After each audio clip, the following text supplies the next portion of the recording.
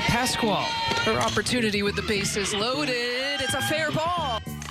Oh, there it is, driven deep, and the winner for the senior, Pascual, the game-winning run for Elazar in Maryland.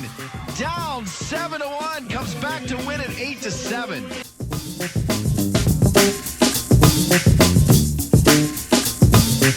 Hello once again from the Locker Room Talk Show, and we are here with our guest, Jacqui Pascual, formerly from the Maryland Terrapins women's softball team. And here with me are Noel Pascual and Art De La Rosa. Please say hi. Hello. Hello, guys. Hi. Welcome, Jacqui. Hi, Jacqui. Hello.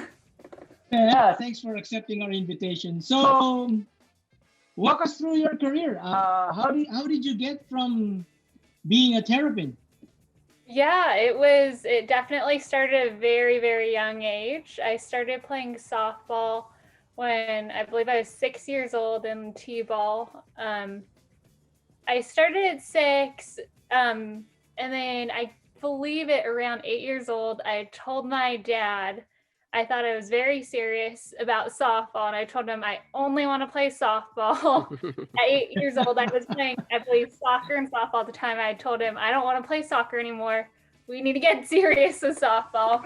And that's really where it got started, 8 years old.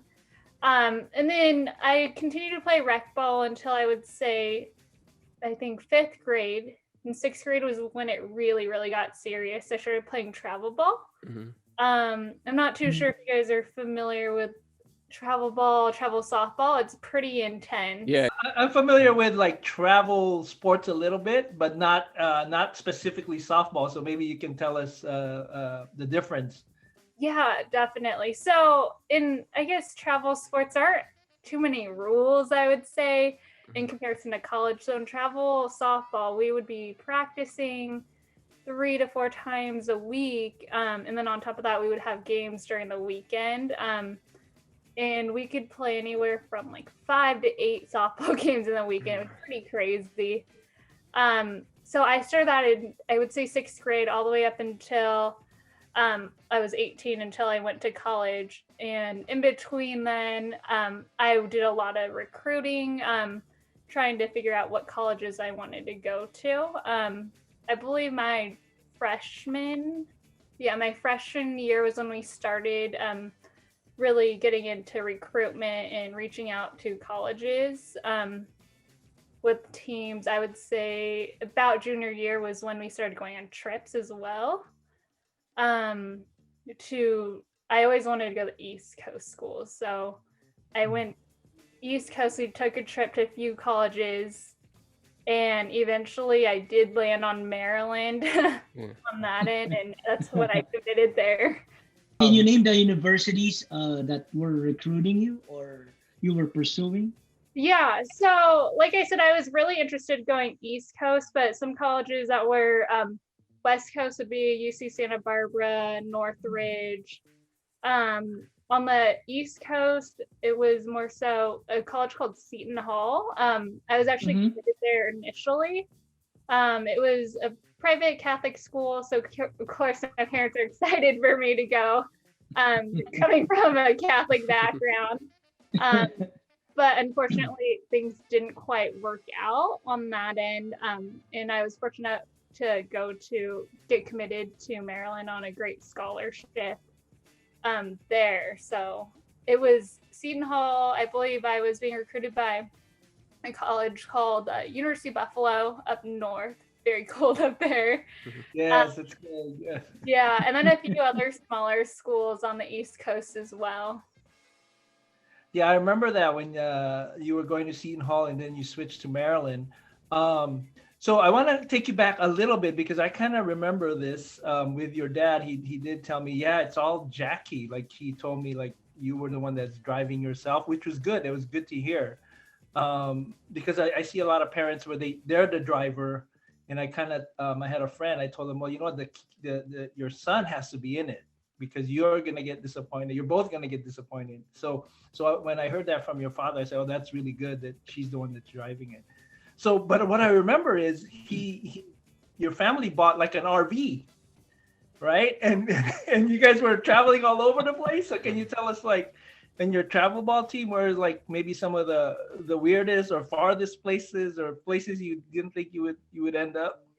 Of course. Softball fields are not always in the most beautiful of places sometimes. I would say one of the places that I least like going to would be Hemet. Oh, okay. It was extreme cold and extreme heat for me. Okay. During the winter time, it would be really freezing in the mornings, or there would be frost on the ground. And then during the summertime, it'd be like in the hundreds of degrees. That was probably my least favorite. And if you were to ask any other softball player in Southern California, they might say the same thing. The most unique place I've been to for softball would probably not be when I was in travel ball, but maybe in college. We were fortunate enough to go to Hawaii to play a tournament. Oh, Wow. nice. Oh, It was Which very island? Oh, Oahu? No, Oahu? nice. The Big Island, Big where Island, yeah. you is. Where Which one? I'm University of Hawaii is? Yeah, I think Yeah. the Big Island, right? I'm not Yeah. sure. I So think so. Manoa. So that's so the University of Hawaii, the main one is in Honolulu, and it's in Yeah. Manoa. Oahu, Yeah. Okay. Yeah. In Yeah. Oahu. Yes. Oh yeah, that's right. Yeah, I well, was- here's Hawaiian. I grew up in Hawaii. You should know. Yeah. Okay, yeah, that's cool. Yeah, because I remember your dad was like, they bought an RV and everything, and then I think they sold it after all your travel. Shortly things, after, right? yeah, we would go to RV parks when we would travel, because we would be out there for the whole weekend, and we would park in the little RV park, and we would hang out at nighttime. It was pretty cool, especially in between games. He would drive the little RV. It was only like a 20-footer, so it could fit in a regular parking spot. Mhm.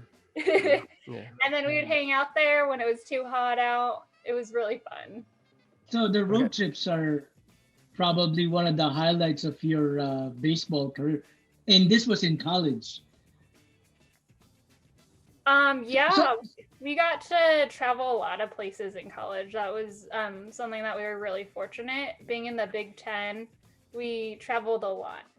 Especially being from Maryland, we could not play softball when we started season in February. So we would travel actually 40% of our semester in the springtime. Mhm. And I believe, if I can recall, I had, excuse the memory loss, I had a few concussions. Uh-oh. Really? Wow. Uh-oh. Really? So how did you get the concussion? Softball related. There was one actually. My first one was in the weight room. Medicine ball was. We were doing like some exercise, and a medicine ball was dropped on my head. Oh wow. Oh, okay. Wow. And one was during practice. A ball took a bad hop and hit me in the face. Oh, And ouch. then, yeah, the last one was probably the roughest. It was at University of Michigan, Mhm. and we were playing it was a big game, probably like 3,000 fans in the stands, and a batter bunted the ball, and she was running in the lane where my third baseman would throw the ball, and I didn't see the ball till the last minute, and I got hit. Oh, wow. Yeah. Yeah. You still look good though. Thank you. I've had time to recover. Yeah. You survived. So did you have any like injuries throughout your college career? And I was like, did you play like 4 years at Maryland? I did play 4 years, but with a lot of things, and I've experienced with a lot of my teammates, we did have quite a few injuries throughout our careers, just because we were working out so often. Uh-huh. But mine, I was lucky enough. Most of them were pretty minor. I didn't need any surgery or anything on that end. It just took a lot of physical therapy, having to go to a chiropractor, things like that. But we were very well taken care of, I would say, at Maryland. So whatever we needed on that end, they had it handy. We had doctors in our facilities. We had people who could actually dry needle, which is a really interesting process. It's essentially a needle, and they tap any of your muscles that are like all tight, and then it kind of irritates it to eventually release the muscle. Oh, So we had a lot of stuff that would help us perform at our best. okay. Okay. Oh, a lot of sports enhancing treatments that you got in Maryland.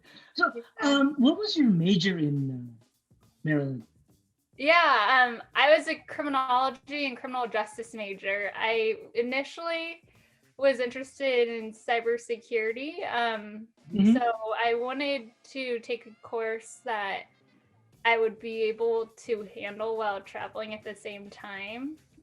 So I decided to do criminology on that end because I knew with traveling, like I said, 40% of our semester and having a grueling schedule, it wouldn't work out.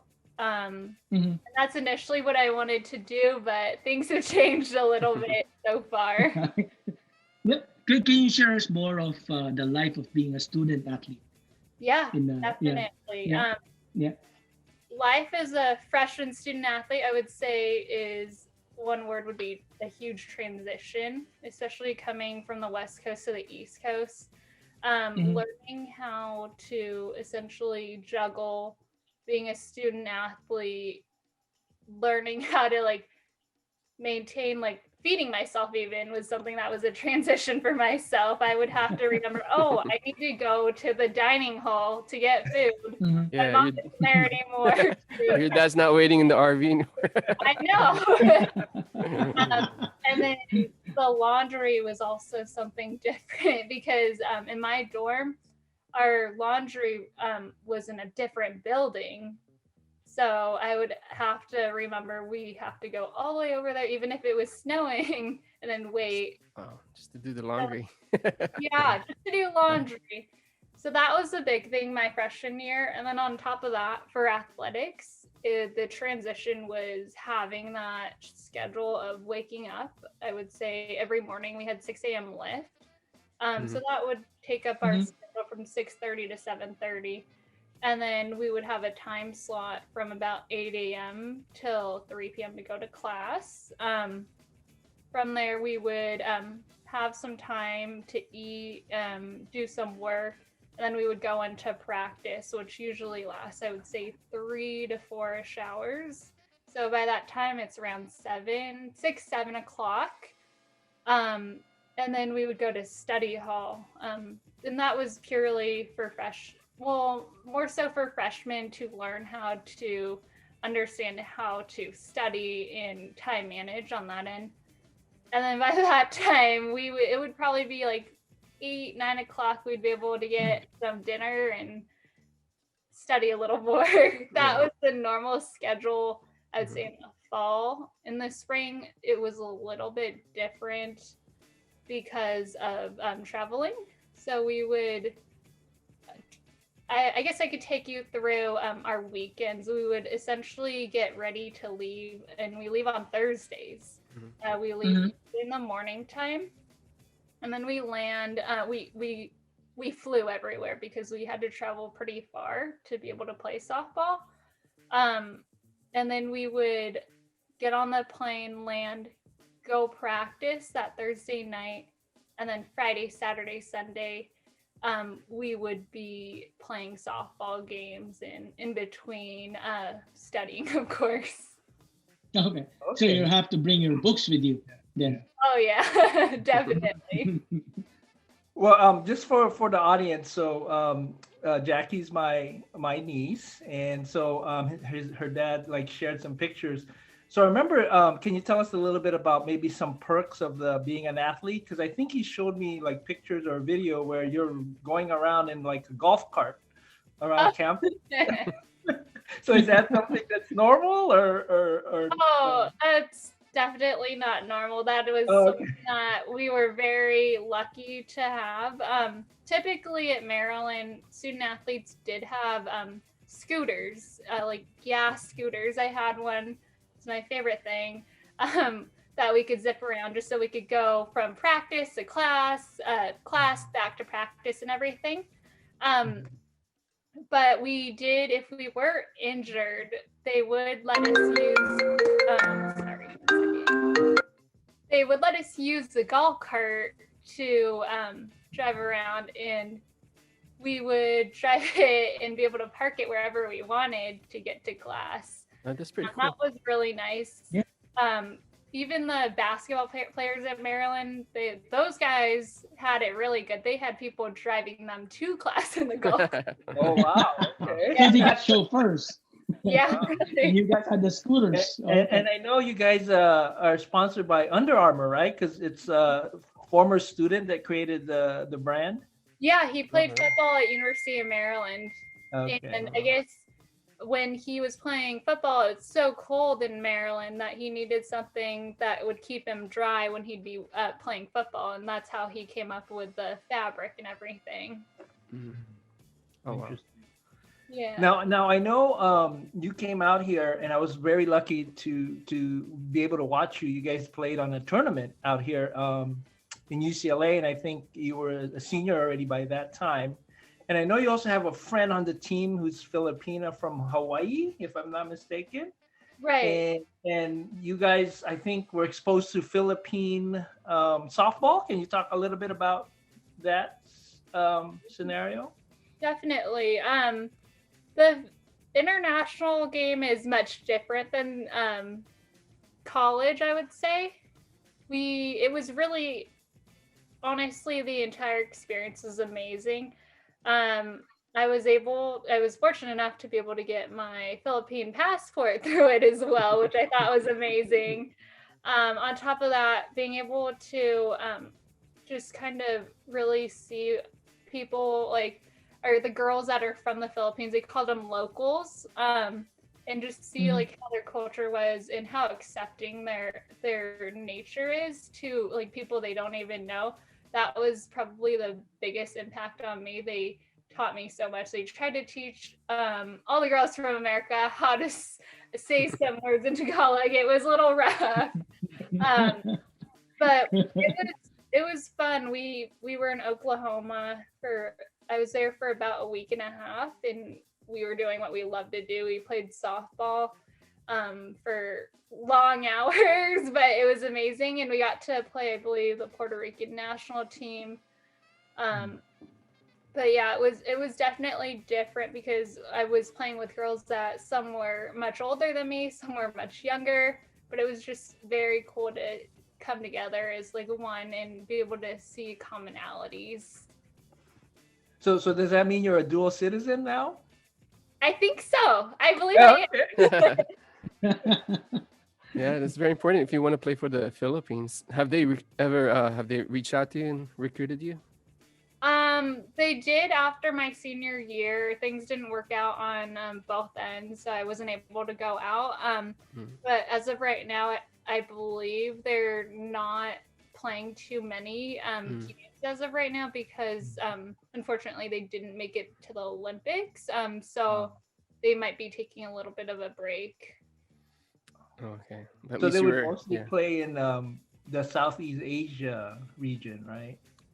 Mm-hmm. I would imagine. Yeah. Okay. Yeah. They played in Jakarta, then I believe in Japan. Who was your toughest opponent then, back when you were playing for the national team in the Philippines?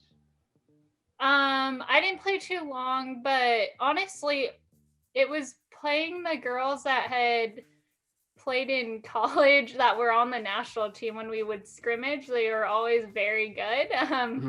So it was competing within ourselves. I thought was something that was tough because we knew each other's strengths and weaknesses. So how about Mike kind of brought up something. How about for the college level? So I'm very familiar with the Pac-12 because we're here in the West Coast. And Maryland, I know, is relatively new to the Big Ten. So in softball or in general, who would you say is Maryland's rival as far as the Big Ten schools? When I was in college, I would say Michigan State. Oh, okay. There was a little bit of a rivalry between our coaches, so that kind of like fueled the fire for us and kind of like caused like a little more of a rivalry on that end. It was always we were always fired up to play them and always wanting to beat them a little more than other teams. Of course, we wanted to beat everyone, but just a little bit more on that end. Oh, okay. So Michigan State, that's the Spartans. The Spartans from East Lansing. Okay. Cool. So sorry to backtrack on the story. So you mentioned that you're looking for East Coast teams. I know the straight answer would be I needed a change of scenery, but what would be the real reason why you wanted the East Coast teams? I wanted to live in snow. Oh, I wanted to see like how I do in snow. I wanted to be able to say that I've lived through it, and honestly that was the most amazing experience because I found out snow was maybe not my favorite thing to live in, but the fall was my favorite season, just because of the leaves changing colors and everything.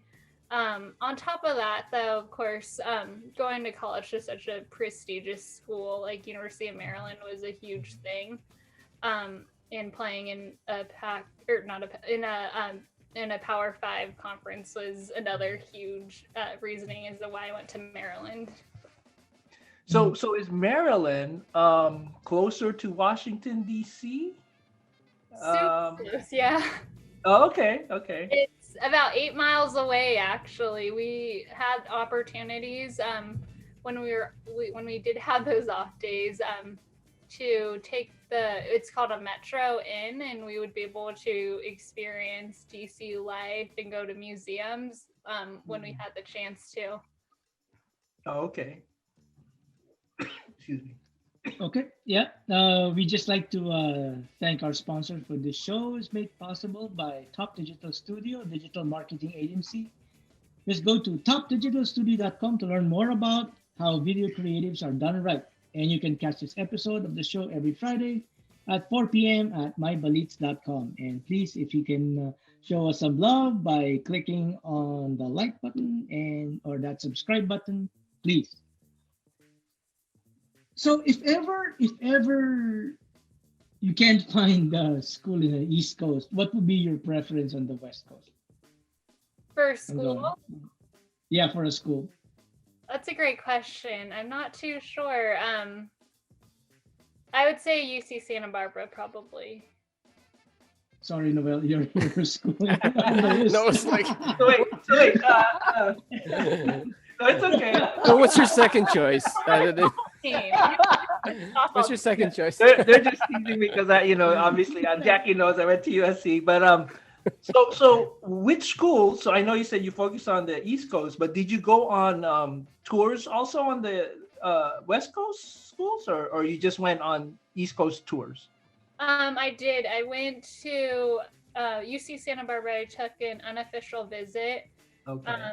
And then Cal State Northridge. I visited there. I had some interest at UC Riverside as well. And then I believe I was gonna go visit Cal Poly, but it never ended up going to visit on that over there. So these schools that you mentioned, they're like really good softball programs. Like yeah, they're all Division I softball teams. Okay. So that was something that I was fortunate in like getting recruited to. Mm-hmm. Oh. So like for softball, what would be like considered one of the best universities or colleges for softball? There's quite a few. I would say the best. Maryland. I would put it at either UCLA or maybe Oklahoma. Oh, okay. Yeah. So is that one of the reasons why that tournament was in UCLA that you guys had? So a lot of West Coast teams have tournaments towards the beginning of the season because they are able to host them. But yeah, the reason we went there was to be able to play a team and have good competition. Oh, okay. Mm-hmm. Cool. I can see your jersey back there, Yeah. number 1. Yep. Was that assigned to you, or what? You picked the number 1 as a I chose jersey number number? 1. Yeah, I was number 1 since I would say like 6th or 7th grade, and I was a first baseman, so I just ran with it. So you ran with the number 1. Exactly. Okay. Well, I know. I saw you on a few times. We were able to watch you on TV, and every time I would watch you, you would always get like a base hit. And I know on I think your senior banquet, right? You were voted as the best offensive player. So is that pretty much what you're known for? Is getting those base hits? Is that kind of like your signature? Yeah, I guess definitely my senior year, I think they chose me as best offensive because I was able to pull through with hits in tough situations. One being, I would say, you actually sent me the video against Rutgers when we were tied and to walk off the game. I think that's where they chose me on that end because I was able to help the team with my bat in tougher situations like that, or if we had bases loaded to bring some girls in. Mm-hmm. And then I know you sent me one.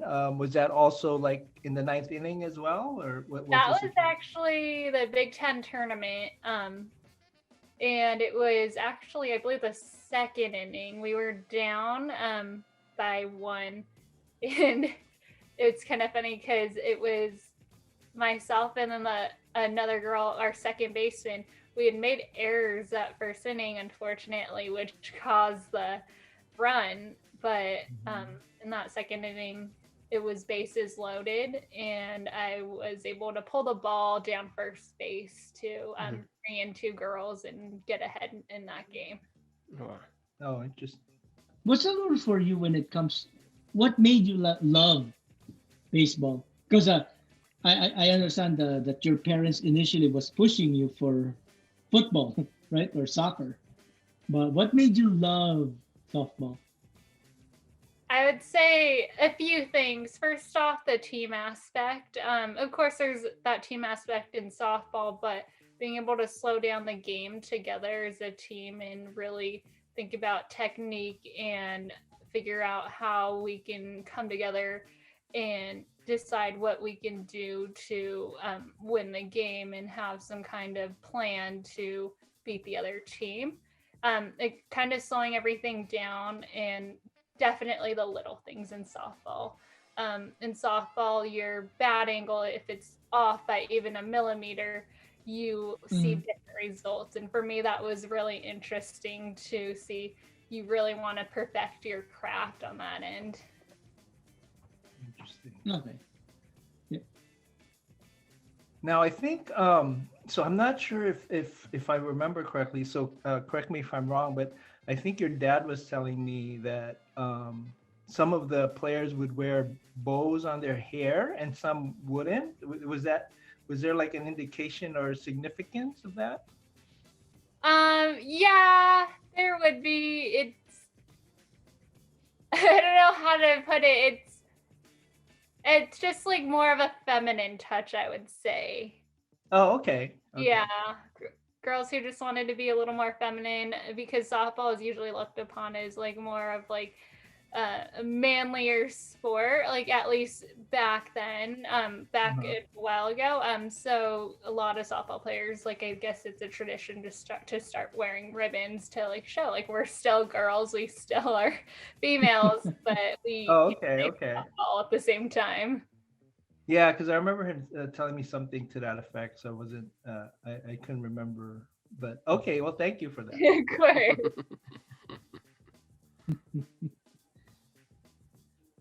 So yeah.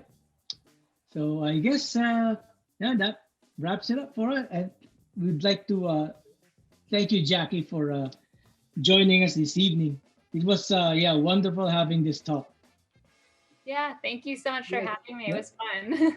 Thank you very much for joining us. It was a pleasure. Thanks, Jacqui. Yeah. So in behalf of Noel, Art, and Top Digital Studio, Jacqui, thank you very much. We would like to thank you for your time, and it was nice to see you. So this is the Locker Room Show, and have a great day. Thank you, Thank Jacqui. you. Bye-bye. All right, bye. Bye.